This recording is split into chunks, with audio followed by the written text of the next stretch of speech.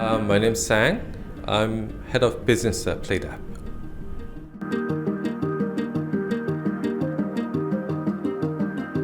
We've been working together with GTR for a couple of years now.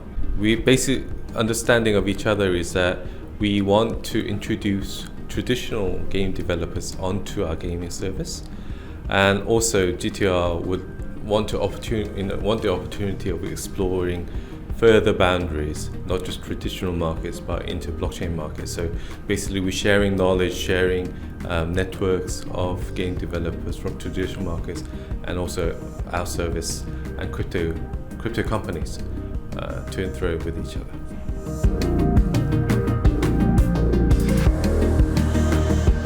Basically, traditional industry is very restricted in the sense that developer and publisher are competing with everybody else. So they want to get a portion of the market share, but at the same time they want to keep it from bleeding into competing companies or competing services. Crypto industry, or the blockchain technology itself, by nature, the ideology behind it is to share information and share the flow of traffic. So basically, the database is a public database, and each gamer or individual has ownership of that database. So basically, any information related to his or her gameplay is actually logged onto the blockchain database, and the individual has it in his wallet, his digital wallet. So basically, that enables a much more open environment, a co-working environment where developers not only compete with each other, but can actually help push traffic and push content between a very diverse portfolio of games.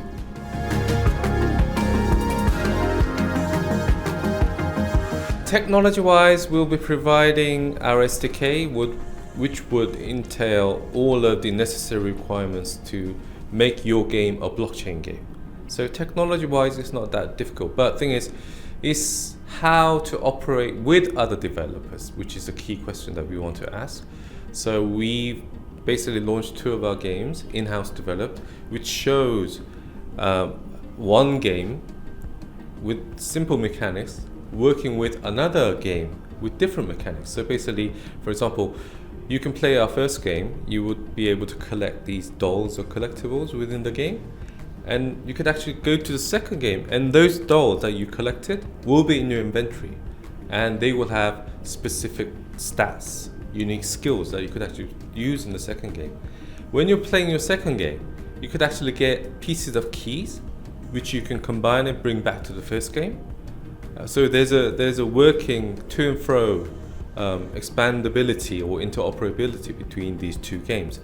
And if we have third game up and running, that will make the whole mechanic slightly more complex but more engaging for the gamers. So any third-party contents that will come into the platform, we will expand this concept little bit by little.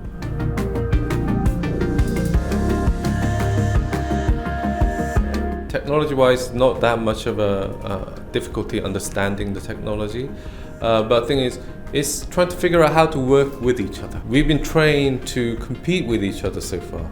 So any effort or time cost that they spent in one game is lost if they leave that game. So as a developer and also as a gamer, we've been trained just to play one game at a time. But what we're trying to provide is you could actually not lose all of that lost opportunity into a single investment, but you could translate some of that value into the second game and also the third game and so on. So trying to think of ways, creative ways that we can work with each other is some of the opportunity and the difficulty that lies in.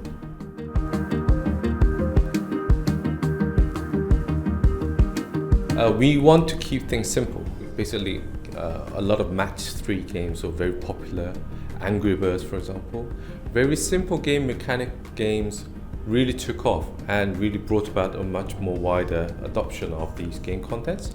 So we want to do the same thing with the crypto industry. So basically, our first game is very easy, intuitive gameplay. And I think these are very easy tutorials for non-gamers to actually go into crypto gaming in the first place. But as we move along, we've seen traditional industries moving on from casual to mid-core to hardcore. So any form of genre, any gameplay at the end of the day is approachable.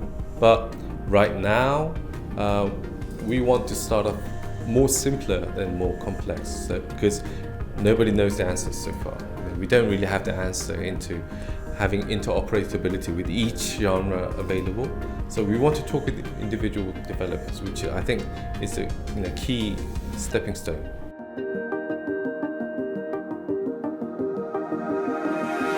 Well, so far, if you hear the sentence blockchain, cryptocurrency, ICO, basically it was a lot of just concepts, people getting funded just on concepts. We want to prove in action and also in prototyping and in service that this idea of what we're trying to push in PlayDapp is possible. So basically we have 2 games up and running. It's a matter of adding your game and trying to figure out which pieces fit together. So basically trying to conceptualize multi-game operation is the main difficulty, I think, in terms of adoption.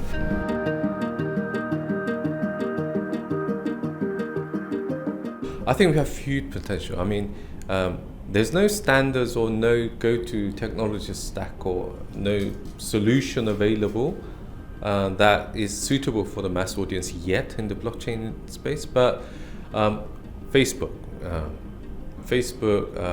Kakao, a lot of the social ventures, global companies in that area are jumping in and preparing their own services.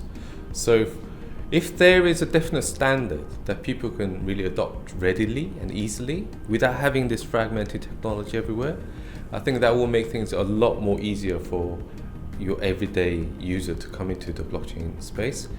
So, and if that is set in motion, hopefully soon, it will really lead to mass expansion very quickly, similar to what Apple has done for the smartphone industry.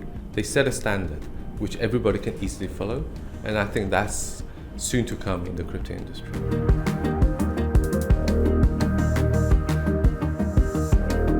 You could come to our site, PlayDapp.io, or you could, if it's any business relations or business development discussions, just get directly in contact with me through my email, which is sang, S-A-N-G, @PlayDapp.io, PLAYDAPP.io.